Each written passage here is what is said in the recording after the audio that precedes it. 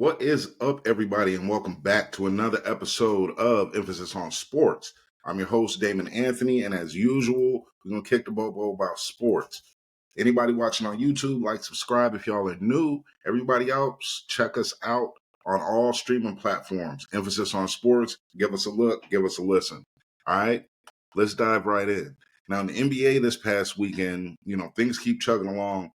Hey, don't look now. Don't look now. But the Cleveland Cavaliers are 15-0. They're still rolling.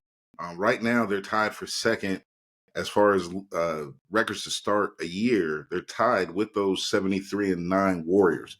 Now, there's been a lot of hubbub about are the Cavs really contenders? Well, first of all, you start 15-0. So that goes a long way towards the answer being yes. But then just if you watch the team, Garland and Mitchell, they're playing together wonderfully. Garland's playing an excellent point guard. But the biggest thing, the absolute biggest thing, is the big men play. Now, Mobley, he stepped up a lot. Everyone needed him to be a little tougher, go a little harder. He's showing you that he can go hard in the paint. And when he's doing what he's supposed to be doing, and then Mitchell and Garland are playing the way they are, that frees up Jared Allen to just run the paint, get the boards, get double doubles, just be a double double machine. Now, one thing I expect to happen, maybe some kind of deal with trade deadline, get them a nice stretch four to stretch that out a little more. But I do think that Cleveland's going to be right there. Now, for me, I actually think that they're going to end up in the Eastern Conference Finals. Who knows what's going to happen? I still put Boston as a cream of the crop in that conference. Sure that record is 15-0, but progression. It's all about progression. Last year, this was a team that was in fourth. They're going to progress. They're going to end up being first or second in the conference. When you get to the playoffs, things get a little bit spooky. Things definitely get a little tough.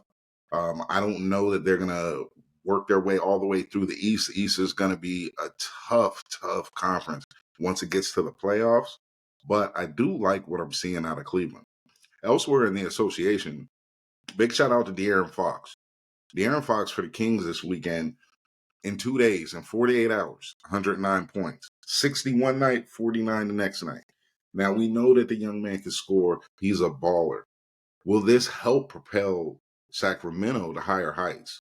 They went and picked up DeMar DeRozan in the offseason. Great scorer, great mid-range guy. He definitely helps stretch the floor because you can't double off of him. We know what Sabonis has. Sabonis is nice too. This really could push the Kings in the right direction. Really could. LeBron continues to play at that high LeBron level. A lot of people still are going to say LeBron's the best ever. I'm not. He's played the longest career, high impactful, consistent, but best ever, no. But what we're seeing him do, we'll never see anybody do again. The guy's an alien. He's ridiculous. Already been back to back in 3 times in a row, triple double. The guy is fabulous. Anybody that's watching him understand that you're watching something that you're probably not going to see again, especially not in this way. Man, hats off to LeBron doing your thing. Now let's get to the NFL. Week 11 wrapped up last night, but let's dive through all of these games. Let's go through all of them. All right. So starting Sunday, because we talked about the Washington Philly game. Philly beat Washington. We talked about that last week. But let's talk Sunday. First game on the docket on Sunday was Green Bay and Chicago. Now, this one was a real tough one, especially for the Chicago Bears fans. This was what we like to call a hurt piece, definitely. Green Bay has beaten Chicago for years in a row. They own Chicago. Remember, Rodgers used to discount double check, and he told one of the fans, I own Chicago. And I remember, when he left, he said, well, I guess Jordan Love owns Chicago. Still does. Chicago had every chance in the world to win this game, got a field goal blocked at the end of the game to lose 20-19. I figured the Green Bay would win, thought they'd win by a little more, but man, damn Bears. So this week also brings, and the Bears is part of this. This week also brings the time when some teams, it's just you're ready for next year. It just is what it is. Bears are one of those teams. They're definitely ready for next year. Next game, Detroit and Jacksonville. Listen, Detroit, they continue to show us they're the best team in the league. Last week, 5 picks, still beat Houston. We get it. You're going to have a bad game. You still manage to scrape claw, come out with a dub. That speaks volumes. But then you go and play Jacksonville, and Jacksonville is horrible as a team. Beat them 52-6, and it really wasn't even that close. They could have scored 100 if they wanted to. I really believe. Detroit, I'll say it again, best team in the league. They look like the team that's going to be representing the NFC in the Super Bowl. And they look like they're going to be a tough out in the Super Bowl. Go ahead and say that about Detroit. There's no reason to hide behind it. They're damn good. Let's see what the rest of the season brings to them. Jacksonville, on the other hand, see you next year. I do expect a lot of changes, front office, coaching staff, the whole nine. The one thing that they can't change is probably one of the things that they want to. They just gave Trevor Lawrence a whole lot of money, and homie has not looked that good. I digress. Next game on the docket was the Minnesota Vikings knocking off the Tennessee Titans 23-13. This one just didn't look like a great game altogether. It was just another average NFL game. Minnesota stays in the playoff race. They can still definitely make the playoffs. They're a very good team. Tennessee is not. Tennessee is one of those teams. They're already looking at draft position for next year. Will Levis, he did throw for 295 yards. Didn't really mean much. They lost. Tennessee is not a very good team. Minnesota, keep fighting on. Skull, baby. Then we had the Miami Dolphins knocking off the Raiders 34-19. Now, this one, everybody saw it coming. The Raiders, very sad, very, very bad team. Gardner Minshew, he goes out, and then the best that he does is he's making Brock Bowers look like an absolute stud at tight end.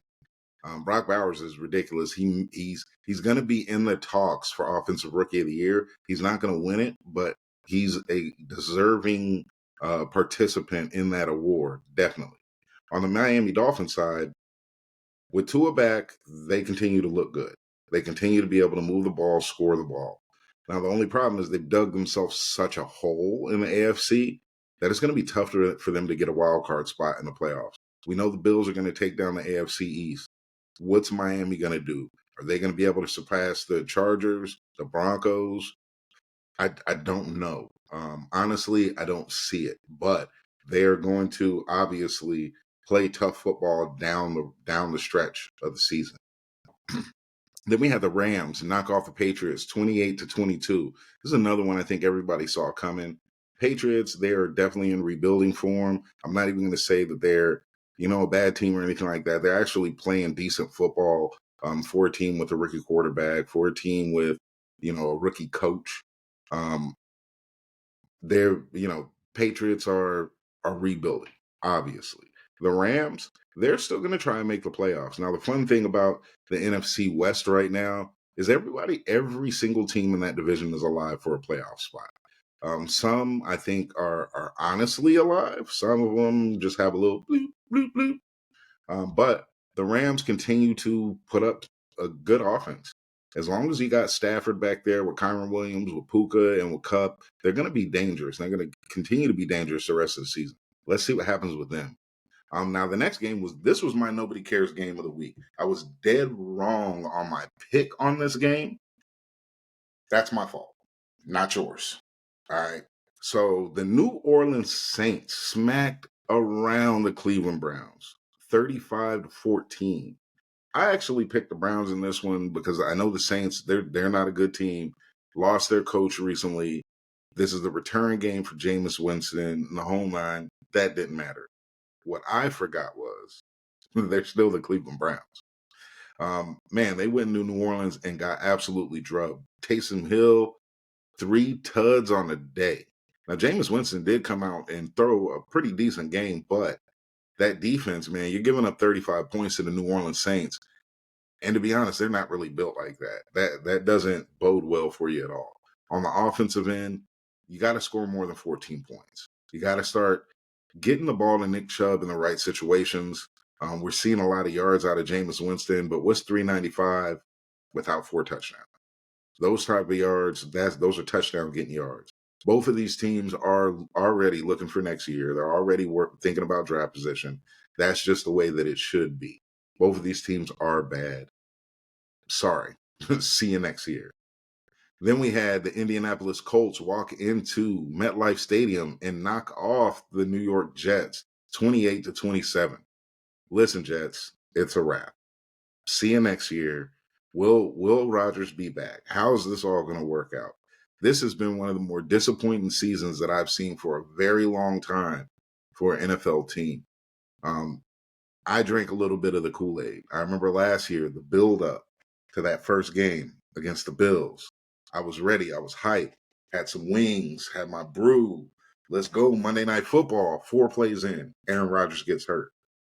That has affected the Jets tremendously. So a whole year passes. You come into this year. You're feeling good about it. All right. They suck. They fire their coach. They suck more. They go get Davante Adams. Still suck. Man, this is crazy.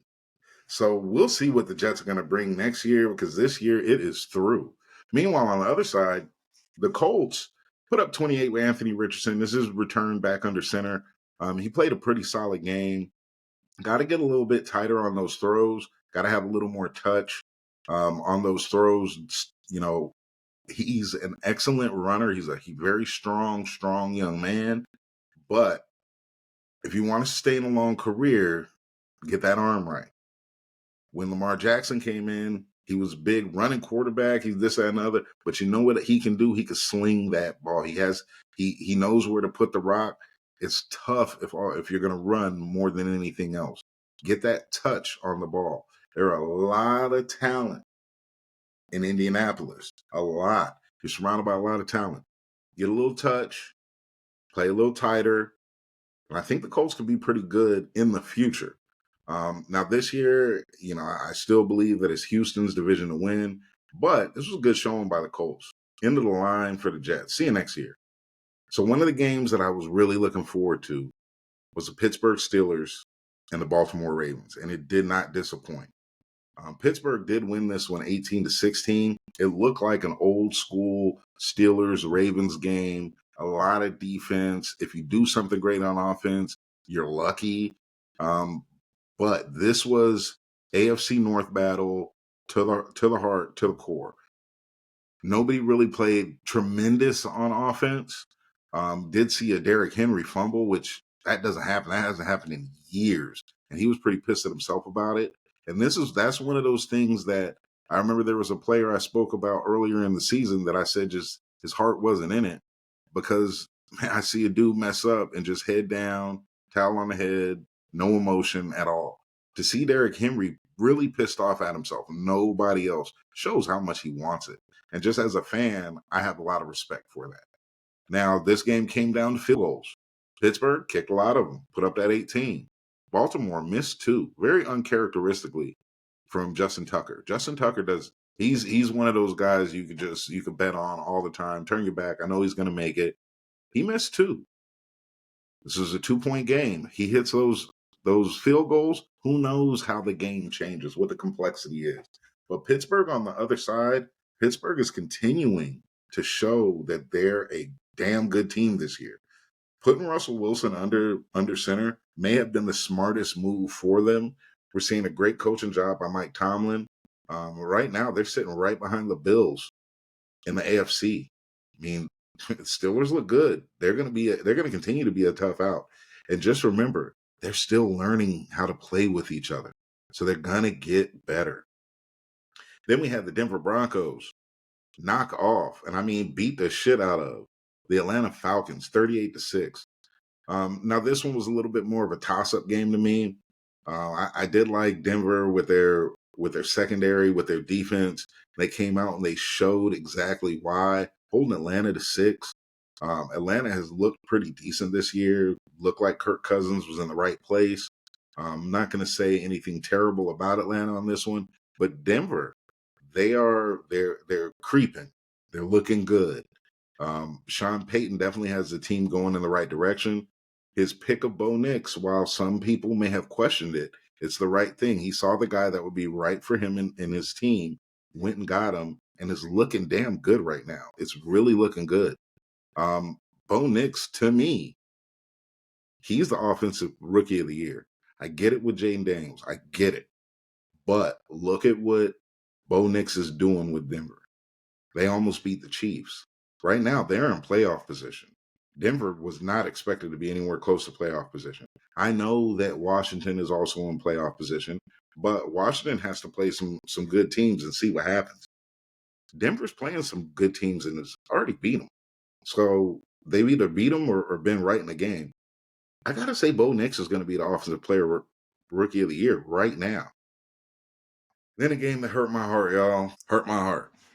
Seattle goes into San Fran with a last-second rushing touchdown from Geno Smith, knocks off the 49ers 20-17.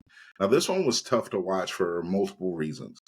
All right, first of all, hats off to Seattle. You did what you're supposed to do. You go into a rival's neighborhood, you smack them around, you walk out with the W. That's what happened. So, cheers, Seattle. Did your thing. Have nothing negative to say about Seattle. Now, on the other side of the ball, San Francisco, what we're looking at right now is it's almost time to get ready for next year. I know a lot of 49er fans and a lot of people are going to point and say they're 5-5. They could make it. They should make it. I've been watching talking heads for at least a day say that San Francisco still has a chance to make the playoffs. They do. They do. They're 5-5. But let's not forget, coming up on San Francisco's schedule, Packers, Bills, Lions. Those are very losable games. And San Francisco's not showing anything good about them at all. I mean, on the defensive end, you've had all three of your other teams in your division have come back in the fourth quarter to win. That's not a good look. In this game, I'm not going to really take shots at the defense. Yes, they let them walk down and score. Yes, they did score 2 touchdowns after Nick Bosa got hurt. Got it. But on the offensive end, what are we doing? I get it that Christian McCaffrey is back. It's great to have him back, but you also have Jordan Mason. You cannot have Christian McCaffrey out there touching the ball a million damn times. He does not need to be on the field all the damn time. He's not all the way in game shape. Whenever you see Jordan Mason, saw him a couple times yesterday, still looked explosive. These are the times when Shanahan gets a little cute and his ego gets in the way of what should actually happen. So moving forward, I do expect to see a little more variance in that backfield. Let's get the ball out of your hands. There's a lot of holding the ball. Love Brock Purdy, but we got a lot of holding the ball. I said already this season that this is reminding me of the season after the Chiefs beat the 49ers in the Super Bowl the first time, going into COVID. 49ers lose the Super Bowl the next year, everybody gets hurt. That's what it's looking like this year. You can kind of pick apart the coaching, but there's a lot of injuries there. A lot of injuries. And sure, guys are going to get back, but if they happen to squeak into the playoffs, I don't see them beating Detroit in the playoffs. I don't see them beating Philly in the playoffs. I just don't. There's nothing that the Niners are showing me that's going to say that they are. We may be already looking at next year, come playoff time. Hope not. I really do. Hope we can do something against the Packers, but all signs point to we're going to lose that game. All right, now another big game of the week. Kansas City Chiefs at the Buffalo Bills. Now, this one was an absolute doozy. Of course, you're going to have that back and forth action. You got Josh Allen. You got Patrick Mahomes. This is a game that Kansas City typically finds a way to win. But Buffalo showed, hey, we're who we are. We're here. We're a much better team this year than last year. End of the game, Josh Allen puts the nail in the coffin to put the Buffalo Bills up by 9 and put the game out of reach. Bills, to me, man, you knock off Kansas City, the way they've been playing, I'm going to say that they're the best team in the AFC. I'm going to say Buffalo Bills, Kansas City, then Pittsburgh. Buffalo's going to be a wagon, is going to be a tough out when the playoffs come. They've damn near wrapped up their division. I know Kansas City is Kansas City. They're fine. Not really. There's no real notes on Kansas City. We know that I think their offense needs to improve some. Defense, They need to continue to play how they're playing. Buffalo, if Buffalo gives you 30, that's okay. They are the Buffalo Bills. But Kansas City typically can score more points than 21 against anybody. So let's wait and see how this plays out. But these are two of the three teams that I think can take down the AFC. Two of the three. All right, then we have the Sunday night football game, which was absolutely bonkers. Absolutely bonkers. The Los Angeles Chargers knock off the Cincinnati Bengals 34-27 in a game that had highs and lows. Herbert came out, put the Chargers up. Then Cincinnati roars back. Then, right towards the end of the game, when you're thinking the Chargers are going to play for a field goal, try and kick a field goal and win, J.K. Dobbins breaks one, gets that touchdown. Let's get up out of here. Now, for the Chargers, I won't lie to you. Didn't really have high expectations on the Chargers. I know, they got Harbaugh, and dude's a hell of a coach. Remember, he wants to coach the Niners. I know what he's capable of with an NFL team. But they are improving. They kind of gutted their offense. They got rid of their receivers, got rid of their running back, and they really haven't missed that much of a beat. Herbert is looking a lot better, a lot more composed, a lot more ready to rock. Now, on that Cincinnati side, Cincinnati has to win out to get into the playoffs. I don't think it's going to happen. I believe they still have games against Pittsburgh and against Baltimore.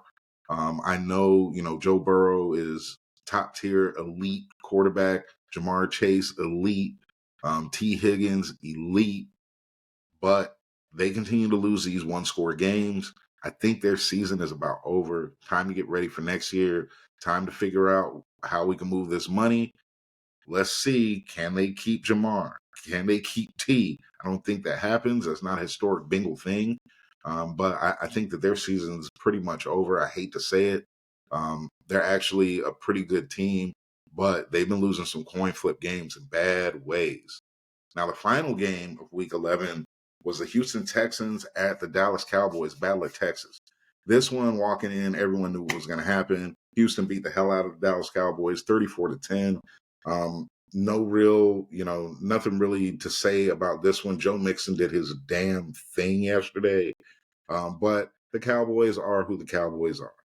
They suck. They're not good. They're not going to make any noise this year. They're already waiting on next year. Let's see who they try and go get. I don't think that they're going to go get a quarterback. A lot of people are, trying to holler Shedeur Sanders, trying to holler Cam Ward. I don't think either one of those happened. You just gave Dak a lot of money, and no one's going to trade for him with that contract. But the Cowboys need some help. I think that there's going to be a shakeup and on that sideline somehow, some way. Of course, Jerry Jones came out and said, we love Mike McCarthy. We're not going to get rid of Mike McCarthy at all. There's things that people say. There's things that people do.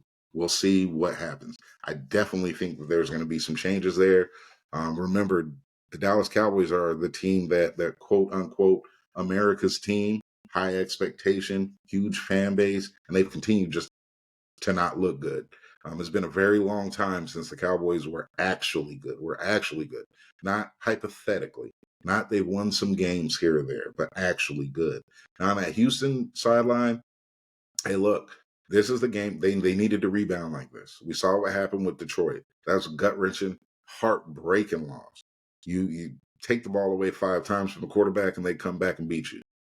This week, you go into Dallas, you see a wounded duck, you beat the shit out of them. And that's exactly what they did. Houston's going to continue to ride. They're going to continue to roll. I think the AFC South is theirs to lose. I don't think the Colts are very good. I know that the Panthers are terrible. I'm sorry, wrong. The Colts aren't good. The Jags, terrible. This is going to be definitely their division to lose. So it's going to be an interesting ride down the very end of the season. We are getting to those times where it is scary hours. These teams need to step it up. Or there's going to be people finding themselves out of jobs or just getting ready for next year. And some of those teams are that. Hopefully the 49ers can pull it together. I unbiasedly, I'm prepared to watch other teams go far this year in the playoffs. And that's okay. That shit happens. I'll still be here with my Niner shit on because I'm still going to be a Niner fan. You hear me? All right. So until next time, y'all be good or be good at it, and I will holler.